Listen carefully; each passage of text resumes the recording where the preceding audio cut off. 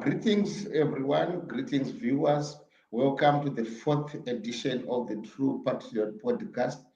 Today, we tackle an important question which has been raised where other citizens, including academia, have proposed that Zimbabwe needs a national transition authority for it to be able to extricate itself out of the current mess where we have corruption, rigged elections, poverty, among other issues. How do we get out of this mess? Others have proposed a national transition authority, but most citizens remain skeptical. Is a national transition authority a feasible alternative given the current legal context? So to discuss that, we have invited Dr. Justice Mavedzenge to help us discuss this particular issue, to say what is the history of Zimbabwe with regards to transitions, to say how can we learn from other jurisdictions, particularly in the African region, how have they handled it, and to say what are the opportunities given the current legal context of instituting a transition authority. Welcome, Justice Mavedzenge. Can you kindly introduce yourself to our viewers? Thank you very much, Obed, for the invitation, and good evening, good afternoon, good morning, depending on where you are, to your viewers. I'm quite honored to be on your platform, and my name is Justice Mavedzenge. I think a lot of people I have interacted with them, but for those that probably are seeing me for the first time, my name is Justice Mavedzenge. I am a Zimbabwean who is passionate about democracy and concerned about the state of my country, and I try to use to the best way possible. I try to use my skills and my knowledge to try and sensitize the public so that they can properly interpret their circumstances and be in a position to find a solution for the challenges that confront our society today. Thank you so much, Comrade Justice. Now, Zimbabwe has undergone through transitions, be it the 1979 Lancaster House, 1980 independence, 87, when the Unity Accord was signed, 2008, the GNU, Morgan Tsvangirai, and Robert Mugabe, the 2017 coup, circumstances that were beyond the legal dictates of the day, but where the law was involved or in a way adopted or adapted to suit the context. Can you give us a historical analysis on how the law was involved, adopted, or adapted to ensure that the transition was managed, and maybe just to give us key lessons learned during those periods? Thank you very much, Comrade Obed, for that question, and well done to you for I think the courage that you have demonstrated in actually discussing this issue at this particular point, because in my view, I think it's one of those issues that are pertinent, but which I think maybe some people try and shy away from that conversation. Your question regarding transitions, my view is that we have had about 4 key transitions since the beginning of independence. But some of those could also arguably be perceived as mere political changes. But I think for me they are transitions because they involved fundamental changes in terms of governance. They may not have been able to change the system of governance, but they were fundamental changes in terms of the elements of governance. So the first transition, in my view, was obviously the 1979-1980 transition from the Ian Douglas Smith regime to the first Black African government established by the liberation fighters or liberation struggle leaders who at that time were under the banner of ZANU and ZAPU. Of course, we know that ZAPU played second fiddle to ZANU PF. I mean to ZANU after the 1980 elections, and it's because of manipulation of the environment and so forth. But let's not get into that. So for me, that was the first transition. That transition was underpinned by a constitutional change, which is the adoption of the Lancaster House Constitution. Then we had another transition in 2008, 2009, which was necessitated by a political deadlock and an inconclusive electoral process of 2008. Maybe for the sake of those who were not there at that time, there was an election which the then ruling party ZANU-PF lost. They lost in parliament, but they also lost the presidential election, and the electoral management body failed to publish or release the official results for almost over a month.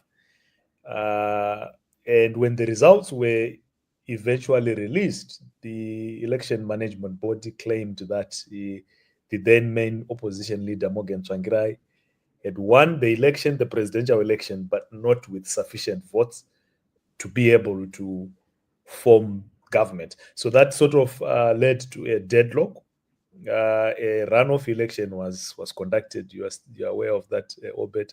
But the main opposition leader absconded from that election, protesting massive violence, which was being meted on mostly on his supporters by ZANU-PF. That led to some dialogue facilitated by SADC, which culminated in what then began to be known as the Global Political Agreement, which was the basis for power sharing between the opposition led by Morgan Tsvangirai and also the opposition led by Arthur Mtambara at that time, which basically was a splinter group from Morgan Tsvangirai's MDC and ZANU-PF itself. So we had that as a transition result. An office of the Prime Minister was created, which was occupied by Morgan Tsvangirai, and an office of Deputy Prime Minister. I think there were two Deputy Prime Ministers, Arthur Mtambara and Thokozani Kupe. Again, that transition or that fundamental change was underpinned by a constitutional change. There was an amendment of the constitution to create the office of the Prime Minister, and basically to establish the government of national unity, which ran Zimbabwe, which governed Zimbabwe between 2009 and 2013. Then the last transition that we had, which again was another fundamental change, is the transition that happened in 2017 November, I think that is a transition that is most recent, and a lot of Zimbabweans are aware of that. That transition involved the removal of the then President Robert Mugabe and him being replaced and succeeded by the current President Emerson Mnangagwa. That change was necessitated, or rather was underpinned, by a military coup, which, of course, up to date, some describe it as a military-assisted transition, but I don't think that is a correct characterization of what happened. What happened is that a coup happened. Soldiers were moved into the streets, and they forced President Mugabe to resign. But at the same time, those who were managing the coup mobilized parliament to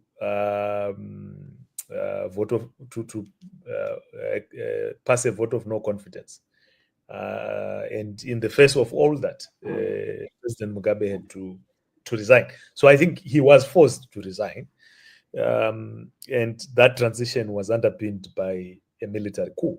So those are the transitions that we have had. So in summary, I would say in Zimbabwe, we have had three major transitions or political moments which were underpinned by a constitutional change, and one that was underpinned by a military coup. That is in the period beginning 1979, which is 1980, which is the year of our independence as a country. Thank you so much, Comrade, for that.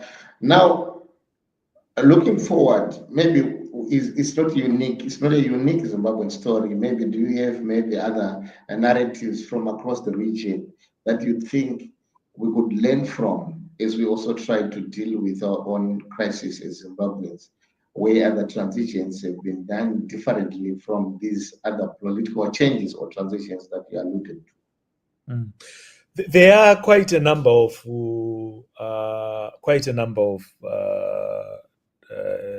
examples of transitions in the region and even on the continent. I think for all of our countries on the continent, maybe except Ethiopia, were at some point colonized, and the transition, there had to be a transition from colonial rule to post-colonial rule. And you would find that most of those transitions were underpinned by a constitutional change, a negotiated constitutional change for that matter. I would draw your attention to South Africa, 1993. Of course, the final constitution of South Africa was adopted in 1994. That's why it is called Constitution of South Africa 1994.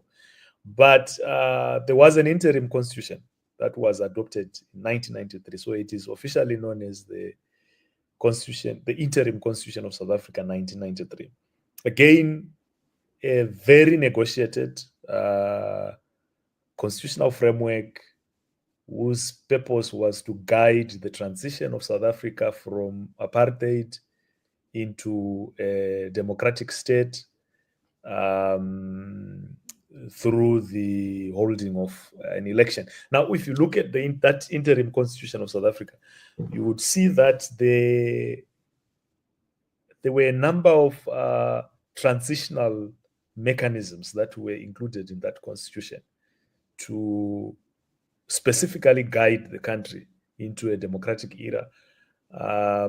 Those transitional mechanisms included, number one, the writing of a constitution, which eventually was delivered in 1994.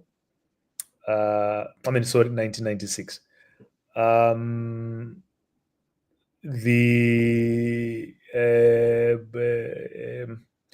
the institutions of government themselves, the judiciary, the executive, parliament, the principles underpinning governance, which is really separation of powers.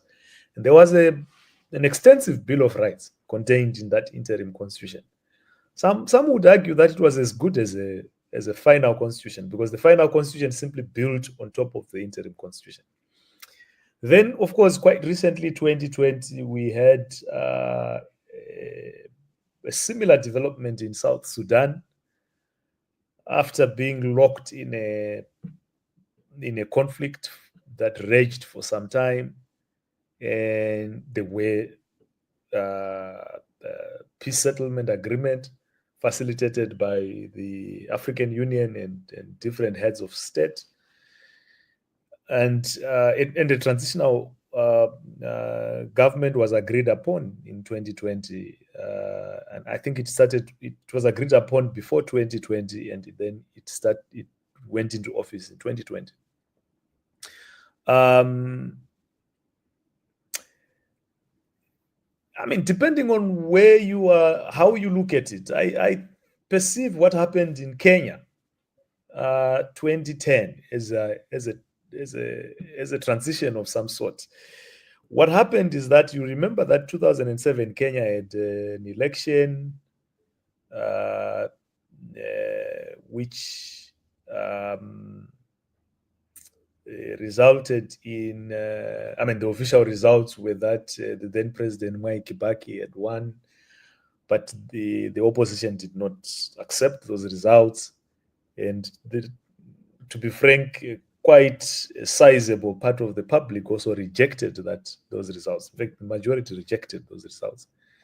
That led the country into a very sad moment of violence. Then former United Nations Secretary General Kofi Annan was appointed to facilitate dialogue, which resulted in another settlement and formation of a government of national unity,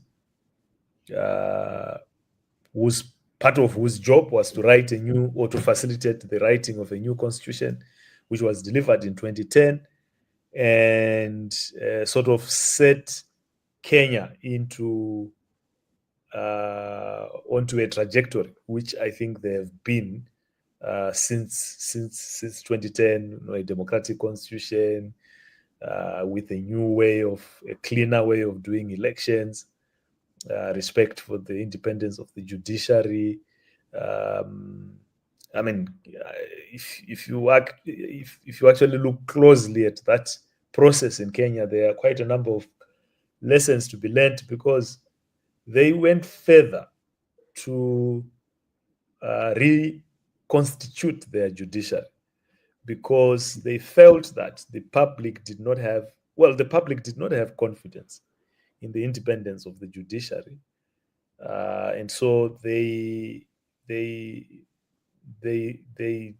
had a process of vetting the judges who were in place at that time, and basically brought in fresh judges. Chief Justice Dr. Willie Mutunga was appointed Chief Justice at that time to head the judiciary, which was going to enforce this new constitution that had been adopted in 2010. And I think you know what happened. Since then, I think the country has been on a trajectory which, depending on how you look at it, I think that trajectory has been positive. There are challenges, there are teething challenges even as we speak today, but the Kenyans have been able to, and they will be able to resolve those challenges, in my view, because the transition that began in 2008, 2009, created strong institutions and a very strong legal framework, which I think they can rely on today to try and deal with their challenges. So those are some of the maybe the recent transitional arrangements that have taken place in some of the countries that are closer to us as Zimbabwe. Yeah, so now looking at Zimbabwe, some will say the liberation project for Zimbabwe remains incomplete. We fought for universal suffrage, but it is now elusive. Socio-economic justice is elusive. All the facets of what was envisaged by those who fought for the independence of the republic are still elusive. But now, given our current context and our it's a good constitution we have from 2013 with a brilliant Bill of Rights and everything, but the practice itself remains a serious challenge. And there are calls to say if ZANU-PF itself, I think there is a consensus among multiple scholars that say ZANU-PF has no capacity to reform itself. And the state institutions at the moment are not prepared to save the interests of the envisaged liberation project.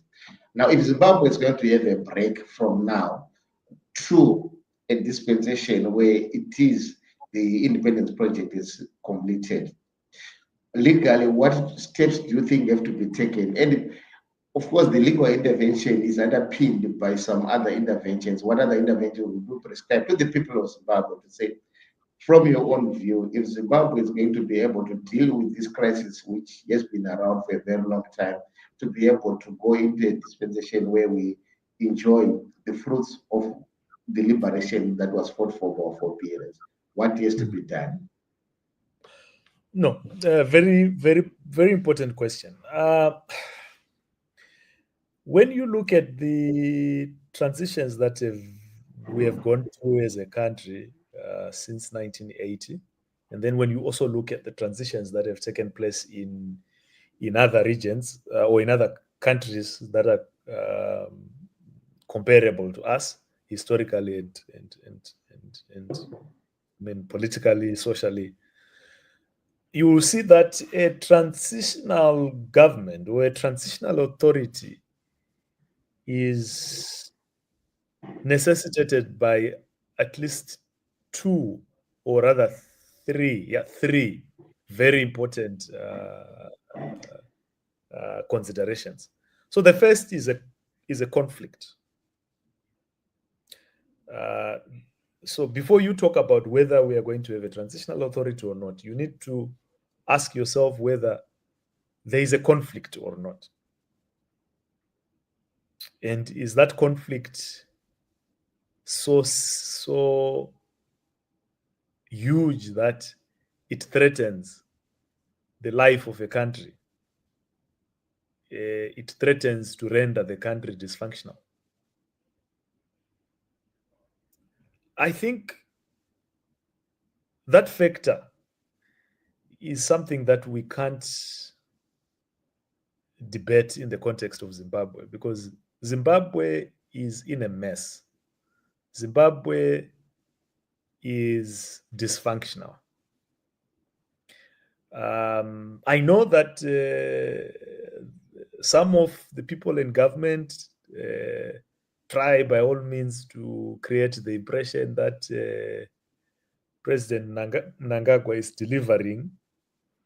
But the truth is that when you look at the way, the kind of life that people are living, and you look at the kind of instability socially and economically in our communities, and you look at the instability within government itself, then you can actually see that we have a massive conflict which is threatening, or which is almost rendering the country dysfunctional.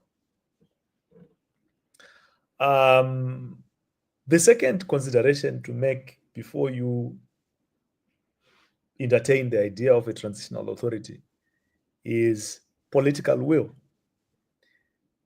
Is there political will to resolve the conflict? Because in 1980, there was political will on the side of the colonial regime and on the side of the liberation fighters, our forefathers. But perhaps there is another point there, which is how did they get to a point where there was now political will to resolve the conflict? I think it's because there was a stalemate. South Africa 1990 to 1993 is the same thing. Those negotiations, the release of Nelson Mandela from Robben Island, the negotiations to have an interim constitution and agree on a democratic framework of governance. Again, the fighting forces from opposing sides had reached a stalemate. And I think in the context of Zimbabwe, we have a stalemate, but the question is, do people want to accept that we have a stalemate or not?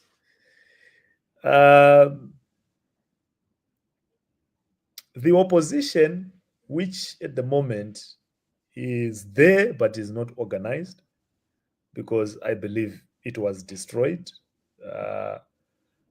by ZANU-PF and by Nelson Chamisa. They both destroyed the opposition. So there is no organized opposition at the moment. But it would be very wrong for us to say there is no opposition. The opposition is there. And I think the opposition is the public. They don't like the government. That's the truth. That's why the government is always on the edge. That's why the government does not permit peaceful protests, because they don't trust that the public will not come out in numbers and basically make it very clear that this government is not liked.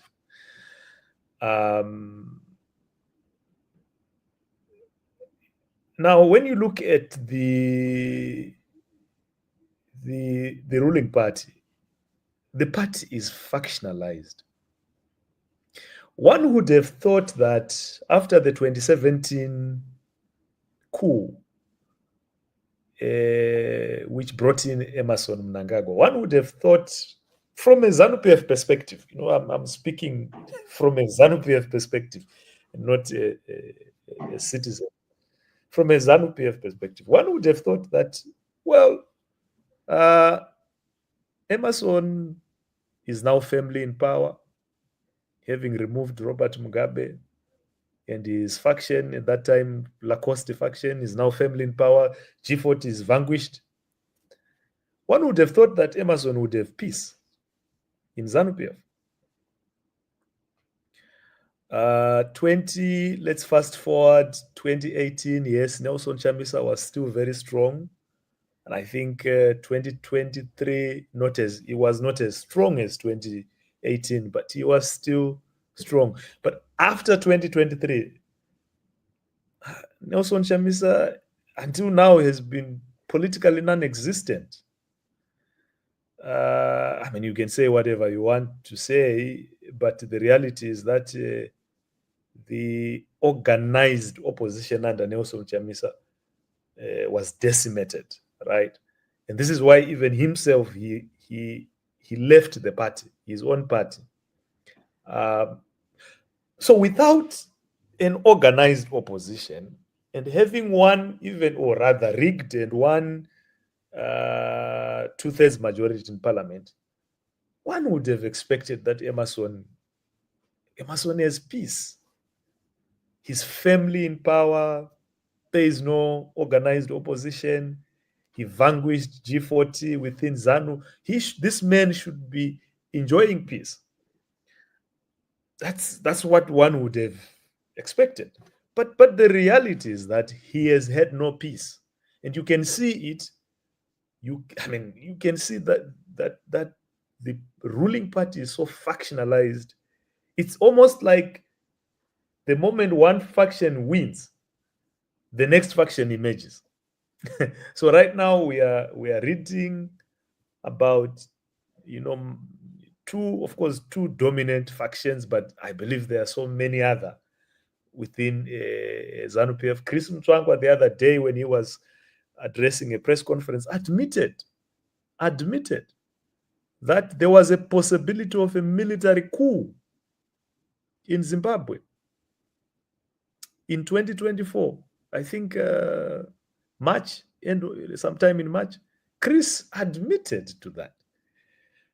So that already shows you that whoever becomes president in ZANU-PF has no peace. Has no peace. Why? Because there are underlying issues that we have not dealt with as a country. So even if for some reason right now, I know we are talking about 2030 and so forth, for some reason, if today Emerson decides that he's not going to go beyond 2028 and hands over to whoever he hands over to, that person is not going to have peace.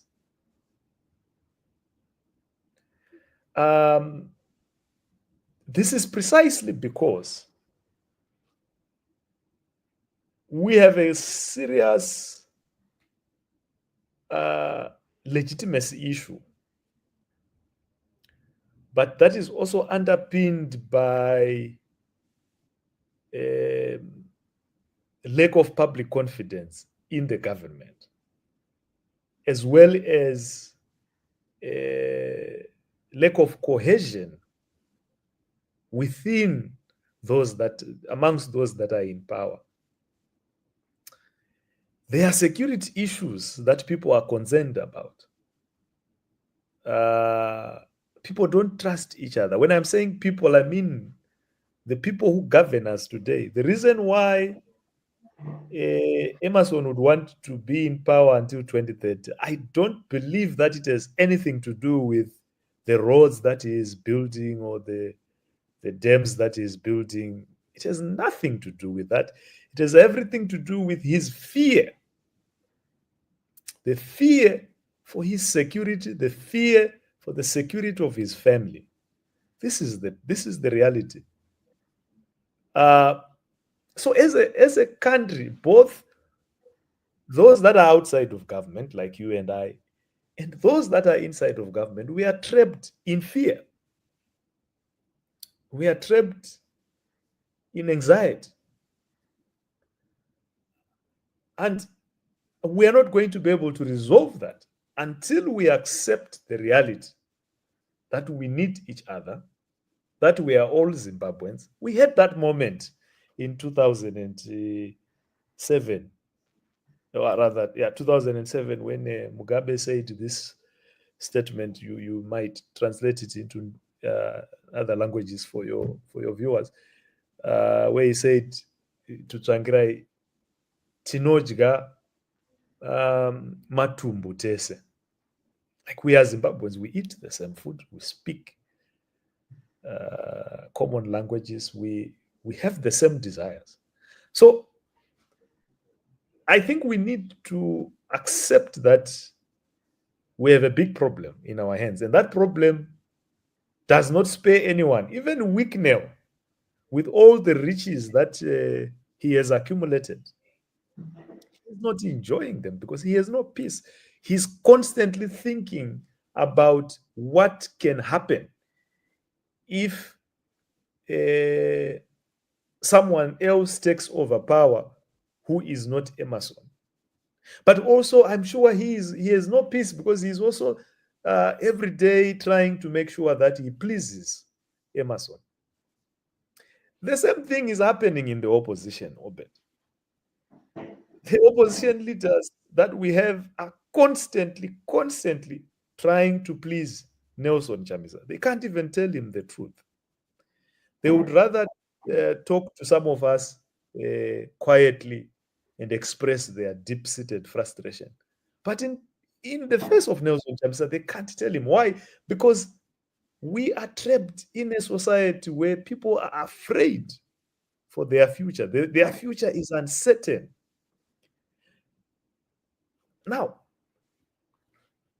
we need to accept that we are in this is the nature of the conflict that traps us, but at the same time, these are the challenges that affect all of us, regardless of our social standing, economic standing, or whatever.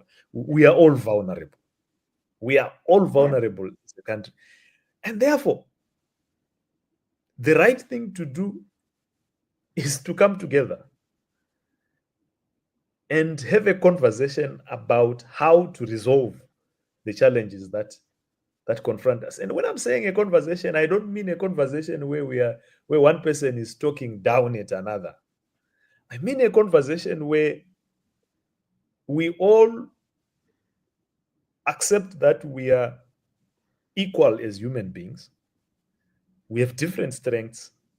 We may have different privileges and advantages, but we have a common problem. And the common problem is that of security. Even you, Obed, even me, yes, I may be here and there outside of the country, but I have a security problem. I cannot flourish internationally when my country is in a mess. So we need to come together and resolve this. So in my view, we have no choice. The third factor, sorry, I think I took too much on the second factor. The third factor for me is the law, which is your question. You see, once there is political, I know one of the arguments that people make against this idea of a transitional authority in Zimbabwe is that, no, look, the constitution says power is derived through an election and so forth. But we have had this constitution since 2013, but also elections since 1970, 1980. They have not been able to resolve this problem that is affecting all of us. And that's exactly why also this problem is also the reason why elections are stolen and elections create anxiety. My brother, I am sitting right now in Accra, where Ghana has gone through different elections and leaders come and go. It doesn't mean the country has no problems. It has problems. But they are not trapped in the fear and in the uncertainty that traps us in Zimbabwe. And so leaders can have an election and accept if they lose, congratulate the winner, and let the winner govern. So I know that people say we government can only be through election in Zimbabwe and so forth and so forth. But law is made to serve human beings. So human beings are not made to serve the law. It is the law that must serve the human being. So we make the law to address the challenges that we face. And if you look at the history of transitions in Zimbabwe and in the region, you will see that the constitution can be changed to create a legal framework that enables the establishment of a transitional authority. Now, speaking about the law, you see, the constitution of 2013, our constitution in Zimbabwe, and like every other constitution in the world, was created on the basis of a number of assumptions. And one of the fundamental assumptions was that it will be enforced. But that assumption was wrong because 2013, the constitution was adopted. And we are in 2025 now. There are a lot of provisions, key provisions of this constitution, which have not been properly enforced, including on elections. I don't believe that we have been having elections since 2013. I think we have been having a ritual that we have decided to call an election. The opposition comes to sanitize it, and then afterwards they cry that we've been rigged and so forth, so that also they can remain relevant. I can tell you that 2028 now, they will be back and say the same thing. And then 2029, they will say we've been rigged. you see. This is the song. But the opposition are not the problem. The problem is that this constitution is not in the hands of institutions that are strong enough to enforce them or to enforce it. So if you don't have institutions that are strong enough to enforce the constitution, you have got to create those institutions. And for me, this is where the idea of a transitional mechanism, maybe let's not call it a transitional authority. Let's call it a transitional mechanism. This is where the idea of a transitional mechanism, so that it allows us, when we say a transitional mechanism, it allows us to think beyond an authority. Because if we use this word transitional authority, people just think of a government. So who is going to be the head of that government? So who is going to be the minister of what? Which is really not what is important. What is important is let's think about a transitional mechanism, which is broad-based, which results in institutions that are capable of enforcing the constitution that we so love. So for me, maybe the conversation, Obed, should not be about whether there is a legal framework to enable the transitional authority. Maybe the conversation should be with the government that we have today. Are those in government happy? I know that the public think, Emerson and all these generals, all these people in ZANU-PF are happy. They are not.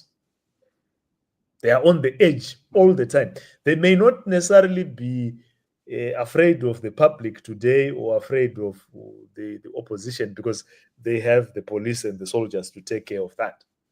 But they are afraid of each other.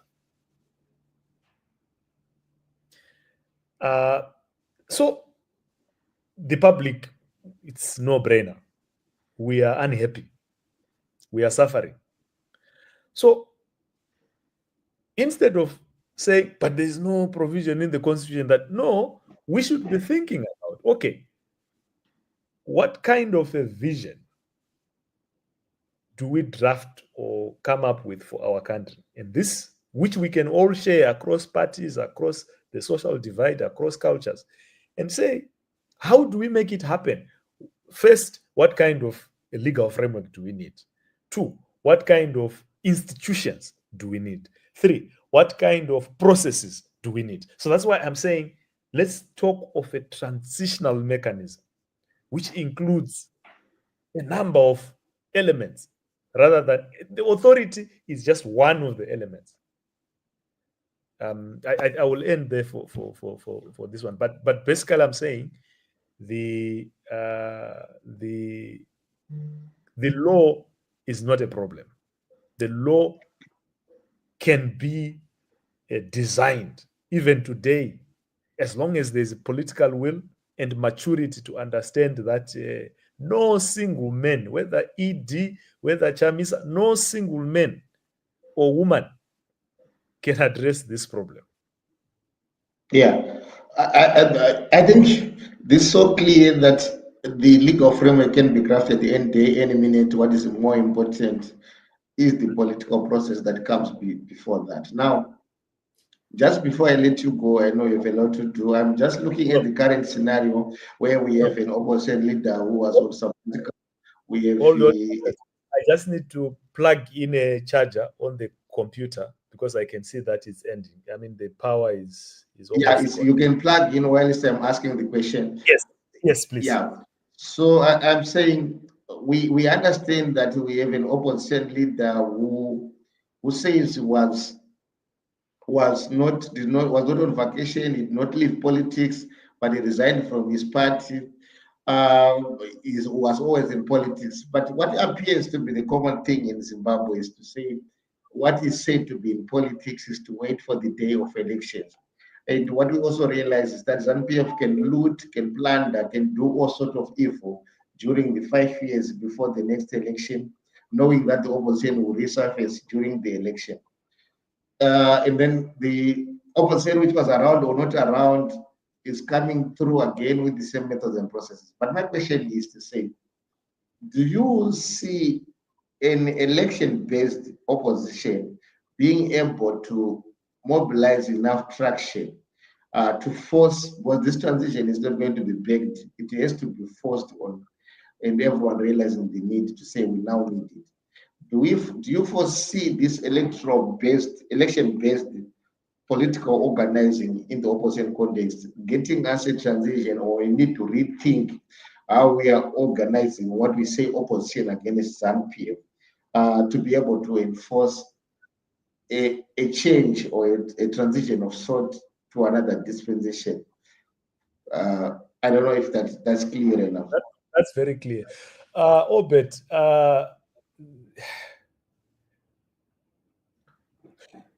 it's sad, but it is what it is.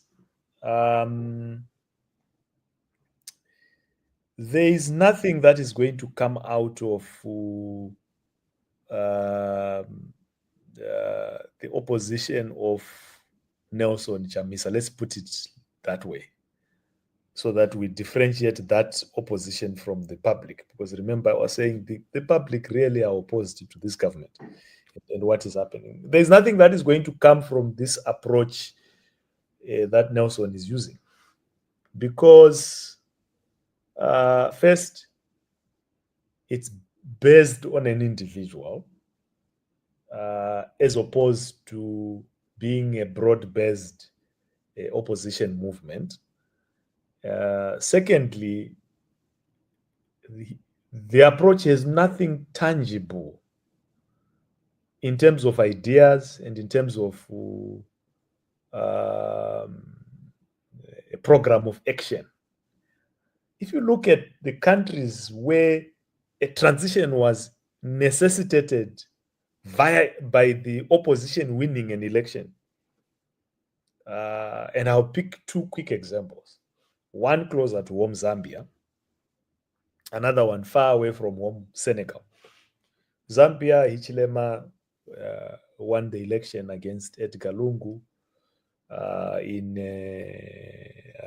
Senegal, President Faye won the election, taking over from Macky Sall. I have heard Zimbabweans, especially those who have sworn to defend Nelson Chamisa, even against reason. I've heard them saying, no, our situation in Zimbabwe is special. Our situation in Zimbabwe is different. And I sometimes I forgive them, because maybe it's also a question of ignorance and not being able to have the adequate information about the state of affairs in some of these countries. The tactic that Macky Sall was using in Senegal, the tactics could even be worse than what ZANU-PF has been doing. All you need to look at right now is the constitution of Senegal. Of course, they are in the process of changing it. But if you look at the constitution that Macky Sall was using, which Senegalese used to remove Macky Sall, you will see that that constitution, compared to the constitution of Zimbabwe, the constitution of Zimbabwe is better. But also, the level of police brutality, or rather state repression, including through paramilitary groups, there was repression, massive repression in Senegal. When the president was, you remember, the president Macky Sall even attempted to get a third term, the same way that Emerson is trying to get a third term. The government of Edgar Lungu was vicious. People died. People disappeared. They were disappeared, rather. So I don't see anything special about ZANU-PF repression. It is as brutal as the repression that we saw with Macky Sall's government. It is as brutal as the repression that we saw with Edgar Lungu's government. There might be nuances here and there, but the brutality is the same.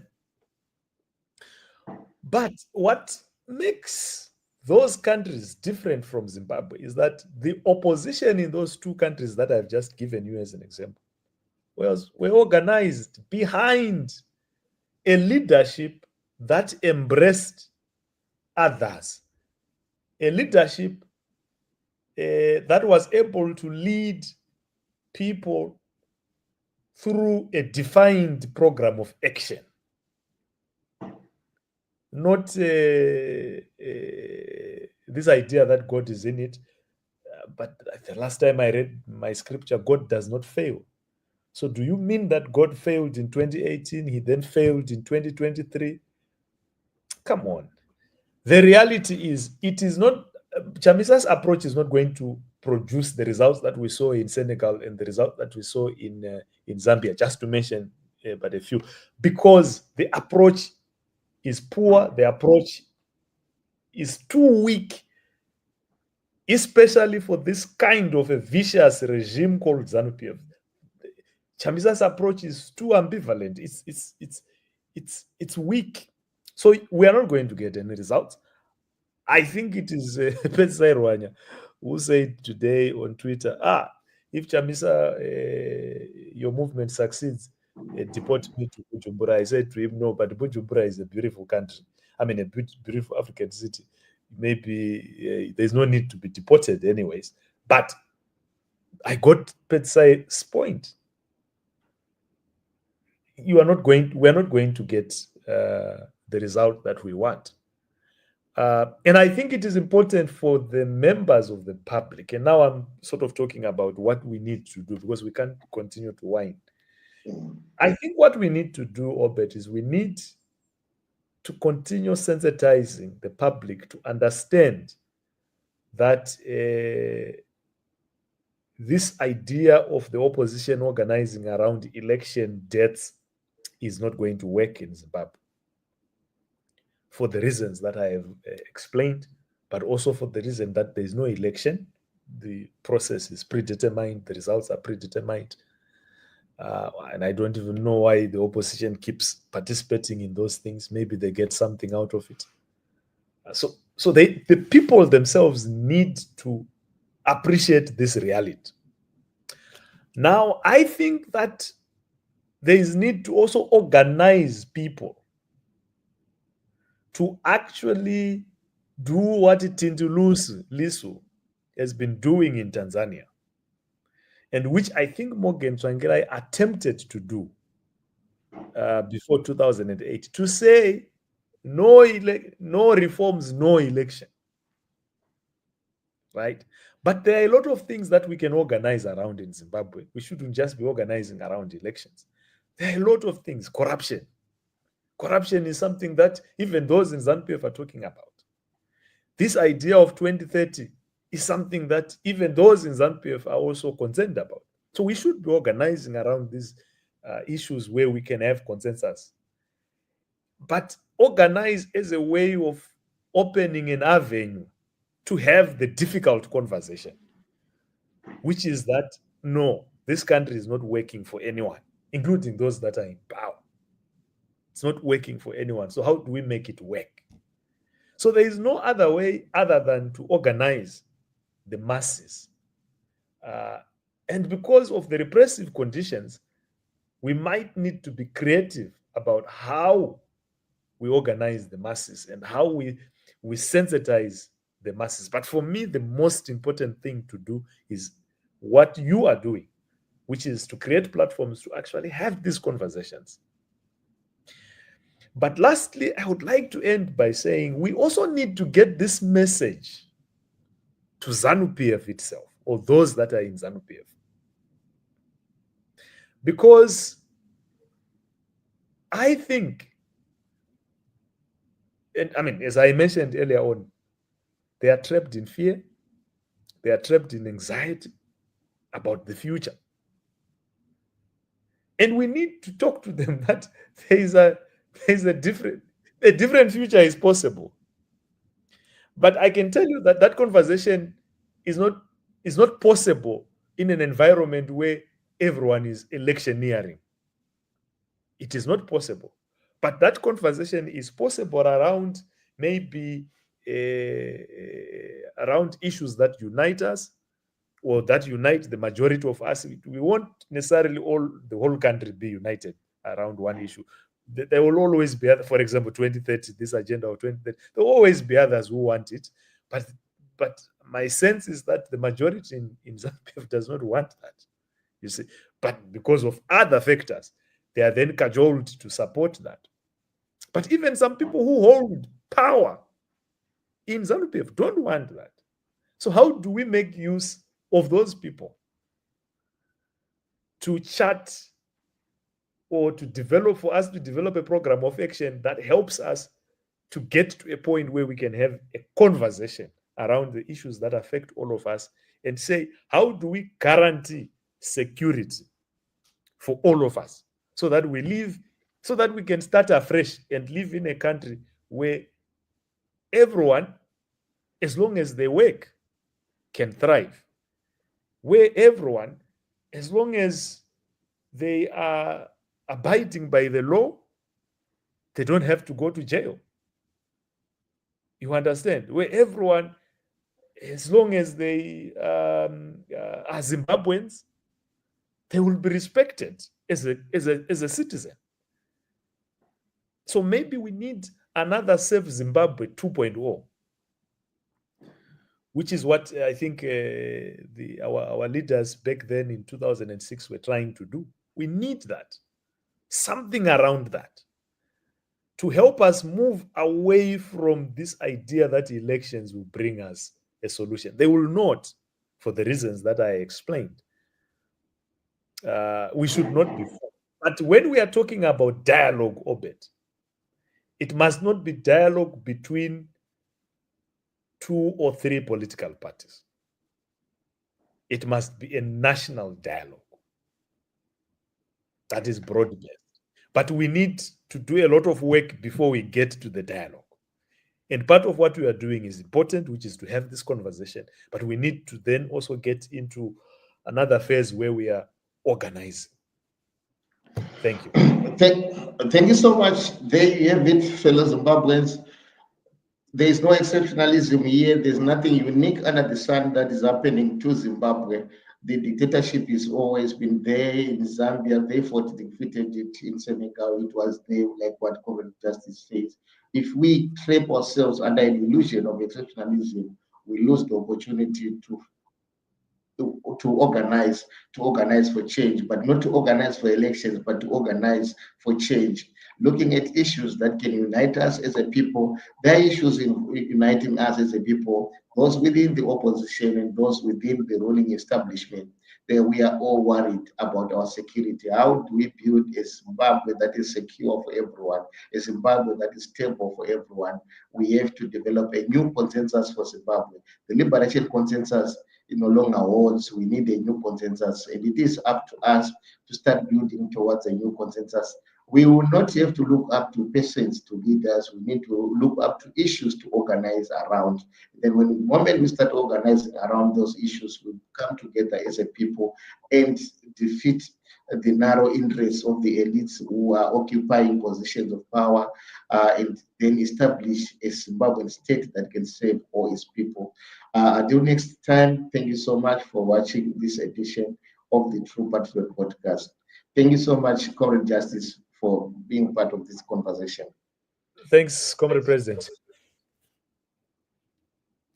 So you said I should leave it like this, right? Oh, yeah, just leave it.